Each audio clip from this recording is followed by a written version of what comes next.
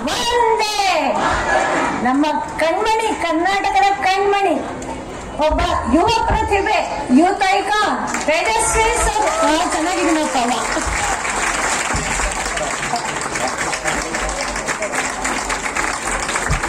ನನ್ನ ಆತ್ಮೀಯ, ಇಷ್ಟು ಮಗುವಿಂದ ನೋಡಿದ್ದೀನಿ, ಮಗುವಿಂದ ಕಣ್ಣಲ್ಲಿ ಆ ತೇಜಸ್ಸು, ಆ ಕಳೆ, ಪ್ರತಿಯೊಂದು ವಿಷಯದಲ್ಲೂ ಕೂಡ ಅಧ್ಯಯನಶೀಲ, ಆಳಕ್ಕೆ ಇಳಿದು ಆ ವಿಷಯವನ್ನು ಅಂತರ್ಗತ ಮಾಡ್ಕೊಂಡಿರುವಂಥದ್ದು.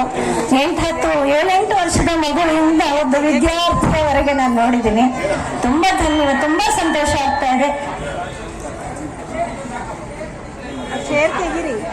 ನಮ್ಮ ತೇಜಸ್ವಿ ಸೂರ್ಯ ಅವರಿಗೆ ಆತ್ಮೀಯವಾದ ಕರತಾಡನದೊಂದಿಗೆ ಸ್ವಾಗತ.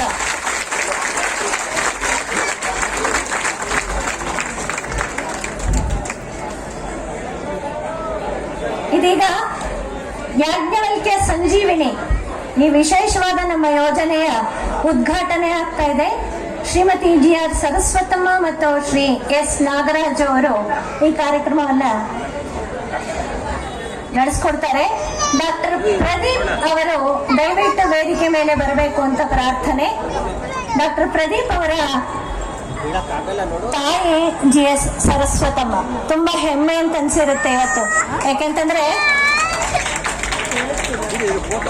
ಒಬ್ಬ ಮಗನಿಂದ ಇಂತಹ ಒಂದು ಒಳ್ಳೆ ಯೋಜನೆಗೆ ಅದು ಕಾರ್ಯರೂಪಕ್ಕೆ ಬರ್ತಾ ಇದೆ ಅಂತಂದ್ರೆ ತಾಯಿನಲ್ಲಿ, ಅವರ ಕಣ್ಣಲ್ಲಿ ಕಾಣ್ತಾ ಇರುವಂತಹ ಸಂತೋಷ, ಕೃತಜ್ಞತೆ ನಮಗೆ ಬರ್ತಾ ಇದೆ, ನಮಗೆ ಗೋಚರಿಸ್ತಾ ಇದೆ. ಡಾಕ್ಟರ್ ಪ್ರದೀಪ್ ಅವರು ಈ ಯಾಜ್ಞವಲ್ಕ್ಯ ಸಂಜೀವಿನಿ ಉದ್ಘಾಟನೆಯನ್ನ, ಇದರ ಕುರಿತಾಗಿ ಅವರ ವಿವರಣೆಯನ್ನ ನೀಡ್ತಾರೆ.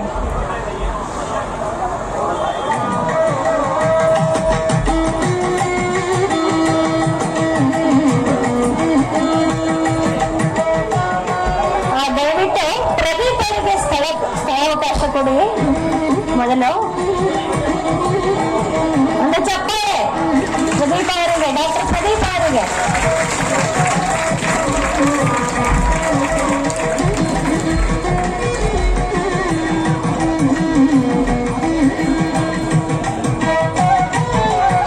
ಪ್ರದೀಪ್ ಅವರ ಜೊತೆಗೆ ಮತ್ತಷ್ಟು ವೈದ್ಯರು ಕೈಜೋಡಿಸಿದ್ದಾರೆ. ಅವರೆಲ್ಲರೂ ಕೂಡ ಈ ವೇದಿಕೆ ಮೇಲೆ ಬಂದಿದ್ದಾರೆ. ಅವರೆಲ್ಲರಿಗೂ ಕೂಡ ಆತ್ಮೀಯವಾದ ಸ್ವಾಗತ.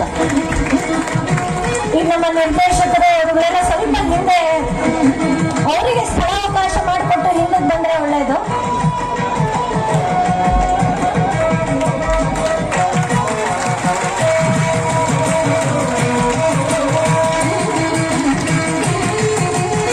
ಯಾಜ್ಞವಲ್ಕ್ಯ ಸಂಜೀವಿನಿ ಉದ್ಘಾಟನೆ ಆಗಿದೆ.